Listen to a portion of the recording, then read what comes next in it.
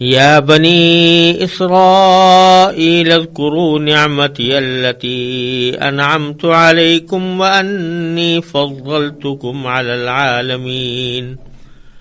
واتقوا يوما لا تجزي نفس عن نفس شيئا ولا يقبل منها شفاعة ولا يؤخذ منها عدل ولا هم ينصرون۔ اے بنی اسرائیل، میری وہ نعمت یاد کرو جو میں نے تم کو عطا کی تھی،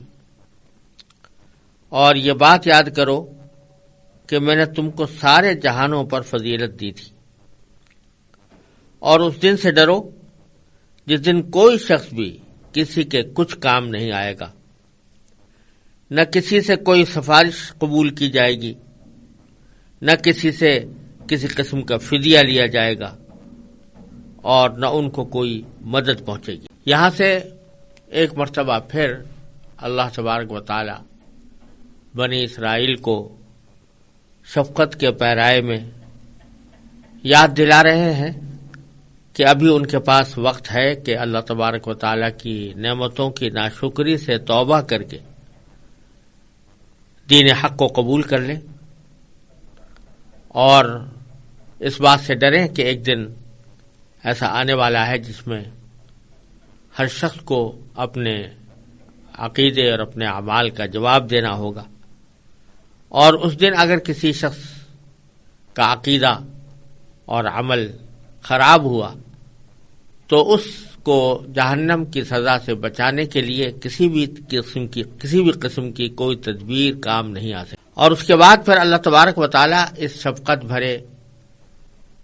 خطاب کے بعد اللہ تبارک و تعالی ان کو اپنی ان نعمتوں کی تفصیل بیان فرمائیں گے کہ جن نعمتوں سے اللہ تعالی نے بنی اسرائیل کو سرفراز کیا تھا، اور ساتھ ساتھ ان نعمتوں کی جو ناشکری ان سے سرزد ہوئی اور وہ مسلسل جس نافرمانی میں مبتلا رہے، اس کا بھی حال اللہ تبارک و تعالی آگے ذکر فرمائیں گے۔ لیکن شروع میں اللہ تبارک و تعالی نے ان کو ایک مشفقانہ نصیحت کے طور پر یہ بات فرمائی ہے کہ اے بنی اسرائیل اذکروا نعمتی التی انعمت علیکم، میری وہ نعمت یاد کرو جو میں نے تم کو عطا کی تھی، وانی فضلتکم علی العالمین، اور یہ بات یاد کرو کہ میں نے تم کو دنیا جہان کے لوگوں پر فضیلت دی تھی۔ یہ اس لیے فرمایا کہ یوں تو اللہ تبارک و تعالیٰ کے بھیجے ہوئے پیغمبر بہت سے تشریف لائے ہیں، اور بعض حضرات نے ان کی تعداد 1,24,000 بتائی ہے، لیکن انبیاء کرام کی صورتحال یہ تھی کہ بیشتر وہ کسی نہ کسی قوم یا قبیلے یا بستی کی طرف بھیجے جاتے تھے۔ تو کچھ پیغمبر ایسے ہوتے تھے کہ جو کسی چھوٹی سی بستی کے اندر مبعوث ہوئے، کوئی ایسے ہوتے تھے کہ جو کسی خاص قبیلے میں مبعوث ہوئے، وہ قبیلہ بھی چھوٹا سا قبیلہ تھا، لہذا انہوں نے اپنی دعوت کو اسی قبیلے اسی بستی کے حد تک محدود رکھا، اور وہاں پر کبھی لوگ ان کے اوپر ایمان لے آئے، ان کی تھوڑی سی تعداد جمع ہو گئی، یہ سلسلہ عام طور سے چلتا رہتا تھا۔ لیکن بعض پیغمبر ایسے ہیں کہ جو بہت بڑے عظیم خاندان کی طرف بھیجے گئے یا عظیم قبیلے کی طرف بھیجے گئے، جیسے حضرت یعقوب علیہ السلام کی اولاد میں بنی اسرائیل، یہ ایک بہت بڑا زبردست قبیلہ تھا، اور حضرت موسیٰ علیہ السلام بنی اسرائیل کے تمام انسانوں کی طرف مبعوث ہوئے تھے۔ حضرت اسرائیل یعنی حضرت یعقوب علیہ السلام کے 12 بیٹے تھے،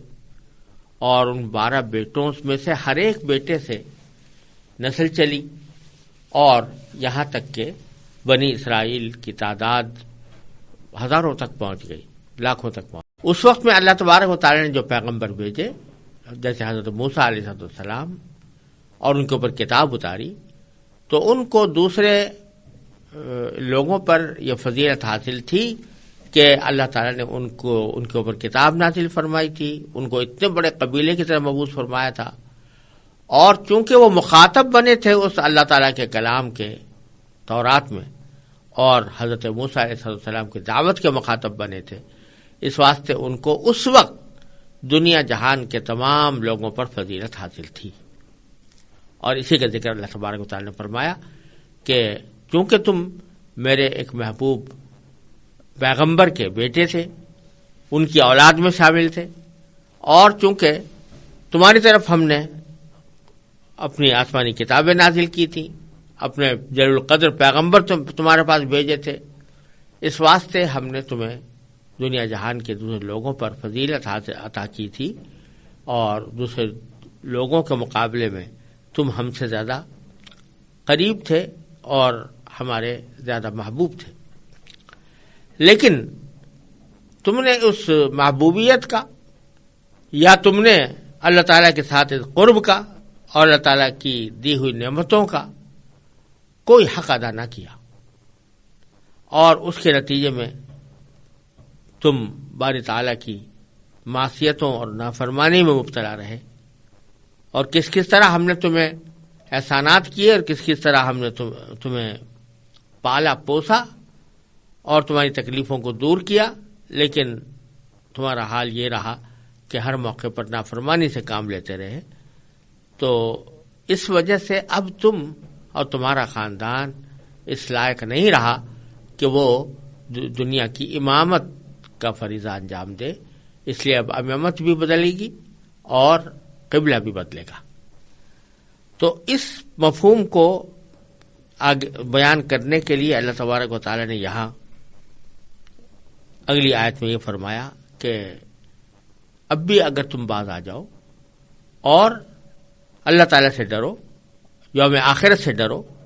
تو تمہارے حالات سنور سکتے ہیں۔ چنانچہ فرمایا واتقوا یوما، ڈرو اس دن سے۔ کس دن سے؟ کہ لا تجزی نفس عن نفس شیئا، جس دن کوئی بھی شخص کسی دوسرے کو کوئی فائدہ نہیں پہنچا سکے گا یا کسی کے کچھ کام نہیں آ سکے گا۔ یعنی کوئی بھی آدمی ایسا نہیں ہوگا کہ جو یہ کہہ دے کہ بھئی میرا کوئی مطالبہ جو مجھ سے کیا جا رہا ہے اس سے یہ کہہ دے کہ تم مجھے اس مطالبہ پورا کرنے میں کچھ مدد کر دو، تو وہاں یہ نہیں ہو سکے گا۔ وَلَا يُقْبَلُ مِنْهَا شَفَاعَةٌ، اور نہ کسی انسان سے کوئی شفاعت یعنی سفارش قبول کی جائے گی۔ یعنی اگر کوئی شخص کافر ہے اور کفر کی وجہ سے اللہ تعالیٰ کے عذاب کا مستوجب ہے اور اللہ تعالیٰ اس سے ناراض ہے، تو کسی بھی شخص کی کوئی سفارش اس کے کام نہیں آ سکتی۔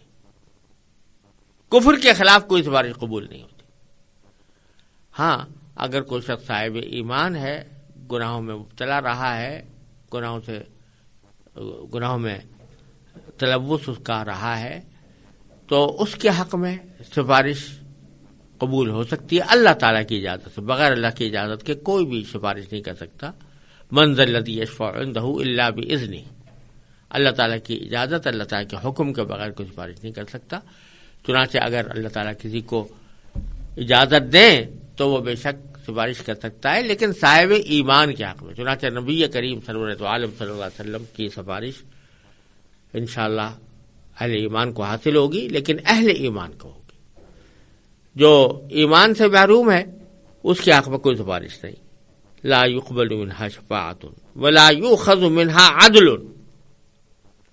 اور کسی بھی انسان سے کوئی فدیہ نہیں لیا جائے گا۔ عدل اصل میں کہتے ہیں کوئی بھی چیز جو دوسری چیز کے برابر ہو اس کو عدل کہا جاتا ہے، اور یہاں پر مراد یہ ہے کہ فدیہ، یعنی پہلے زمانے میں یہ دستور تھا کہ اگر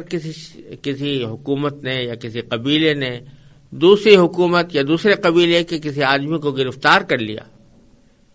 تو گرفتار کرنے والا یہ کہتا تھا کہ میں اس وقت تک نہیں چھوڑوں گا جب تک کہ تم مجھے کچھ فدیہ لا کر نہ دو، یعنی کچھ رقم لا کر نہ دو۔ تو اگر وہ رقم کا انتظام کر کے لے آتا تو اس صورت میں وہ اس کو اپنے قیدی کو چھوڑ دیتا تھا. یہ رقم جو ادا کی جاتی تھی اس کو فدیہ کہتے تھے. تو اللہ تعالیٰ فرما رہے ہیں کہ وہاں جب تمہیں گرفتار کر لیا جائے گا جہنم کے لیے تو کوئی فدیہ اگر پیش کرنا چاہو گے، تم پیش کرنا چاہو یا تمہارے ساتھی پیش کرنا چاہیں، تمہارے اولاد پیش کرنا چاہیں، تمہارے ماں باپ پیش کرنا چاہیں، تمہارے رشتے دار پیش کرنا چاہیں، دنیا کے سارے افراد مل کر پیش کرنا چاہیں، تو وہ فدیہ قبول نہیں ہوگا. اللہ تعالیٰ کا جو فیصلہ تمہیں عذاب دینے کا ہوگا وہ ہر حالت میں قائم رہے گا، اور کسی قسم کی مالی کارروائی یا مالی فدیہ یہ قبول نہیں کیا جائے گا. ایک آخری صورت یہ ہوتی ہے کسی شخص کو کسی تکلیف سے بچانے کی کہ کوئی آدمی آ کر اس کی مدد کر دیتا ہے. مدد کس طرح کر دیتا ہے کہ مثلا کسی کو تکلیف تو پہنچی تھی لیکن اس کے مداوا کرنے کے لیے، اس پر مرہم رکھنے کے لیے کوئی آ گیا. ایک تو یہ طریقہ ہوتا ہے. دوسرا یہ طریقہ بھی ہوتا ہے کہ کوئی شخص دوسرے کی مدد اس طرح کر رہا ہے کہ جس نے اس کے اوپر دعویٰ کیا تھا اس کے خلاف گواہی جا کر دیتا ہے. غرض کسی شخص کی طرفداری کی، حمایت کی، مدد کی مختلف شکلیں ہو سکتی ہیں دنیا میں. اللہ تعالیٰ آخر میں فرمایا وَلَا هُمْ يُنصَرُونَ، یعنی کسی کی مدد بھی نہیں کی جائے گی. یعنی کوئی اگر شخص یہ چاہے گا کہ میں کسی دوسرے ایسے شخص کی مدد کروں جس کو جہنم کا عذاب دیا جائے گا یا دیا جا رہا ہے اور جو عذاب جہنم میں ہمیشہ رہے گا، تو کوئی ایسی سفارش کر دوں کہ جو اس کو جہنم کے دائمی عذاب سے نجات دلا دے. تو اگر 1000 کوشش کر لے لیکن مدد کرنے سے کوئی مدد ہوگی نہیں. تو اس وَلَا هُمْ يُنصَرُونَ، ان کی مدد بھی نہیں کی جائے گی. یہ 2 آیتیں تمہید کے طور پر بیان کر کے اور اس کے مطابق نصیحت فرما کر آگے اللہ تبارک و تعالی نے ایک طویل سلسلہ آیات کا اس موضوع پر نازل فرمایا ہے کہ جس میں بنی اسرائیل کے اوپر کیے جانے والے انعامات کی بہت تفصیل ہے، اس کی جزیات بیان ہوئی ہے، اور ان لوگوں نے ان انعامات کو کس طرح ٹھکرایا یا ان انعامات کی کس طرح ناقدری کی، اس کی تفصیل آئی ہے. مزید ویڈیوز دیکھنے کے لیے ہمارے چینل کو سبسکرائب کریں.